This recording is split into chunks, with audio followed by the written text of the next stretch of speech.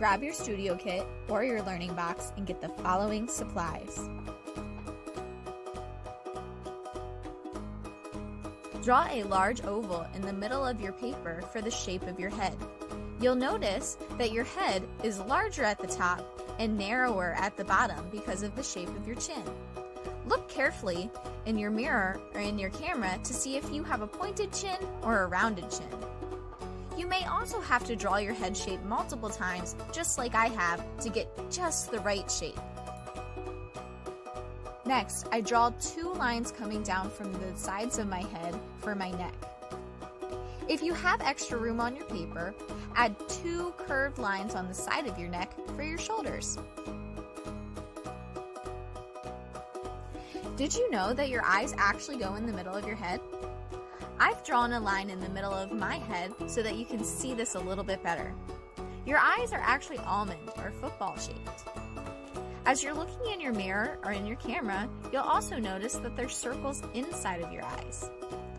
There's a circle for the color part of your eyes, which is your iris, and the black part of your eye, which is your pupil.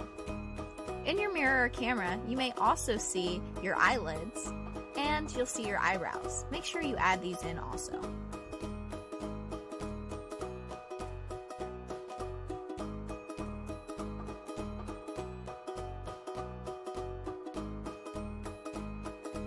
Next, we'll create our nose.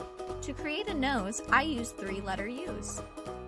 I use 1 large letter U for the middle of my nose, and 2 smaller letter U's for the sides or my nostrils. You can stop there, or you can add the bridge of your nose by bringing a line all the way up to your eye. You might know other ways to make noses too. Just look carefully. Next, let's work on our mouth. To make a mouth, I start with the line that parts my bottom and top lip. I'm smiling, so my line is curving upwards. Then I can create my top lip. Your top lip is usually like a flattened M shape. Lastly, I'll create my bottom lip, which is like an upside down and flattened letter C.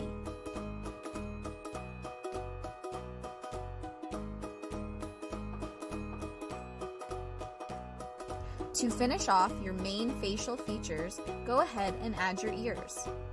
When I create ears, I put them on the sides of my head, and just like my bottom lip, they're almost like flattened letter C's.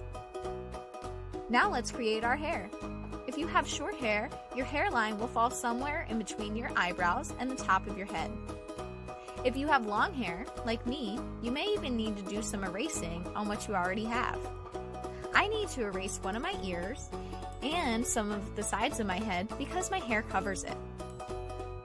When I'm drawing hair, I'm not worried about drawing each individual strand of hair. Instead, I'm looking at the large shape that my hair creates and drawing that carefully. Again, make sure that you're looking carefully in your mirror or camera to help you do this.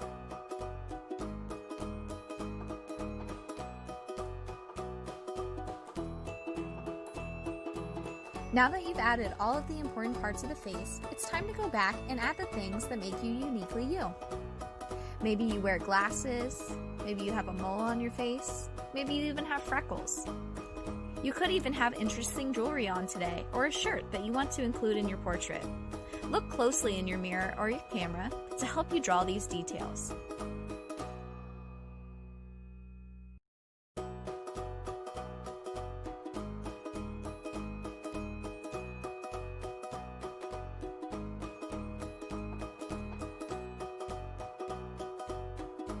Now it's time to add color to your portrait using crayons.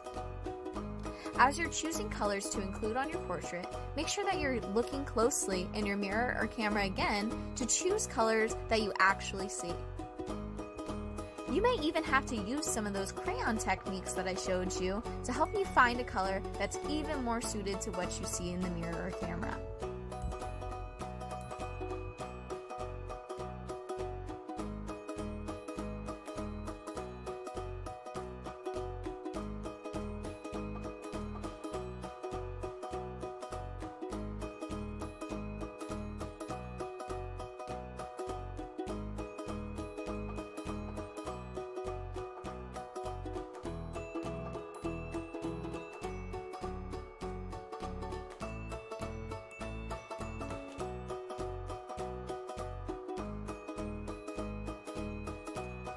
Lastly, make sure that you add a background to your portrait to finish up and to make your work interesting.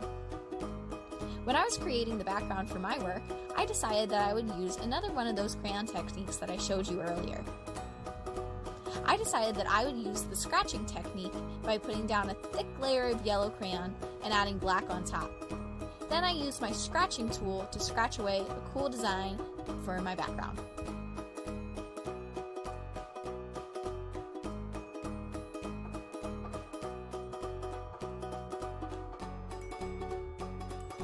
When you finish creating your portrait, put all of your supplies back into your studio kit or learning box.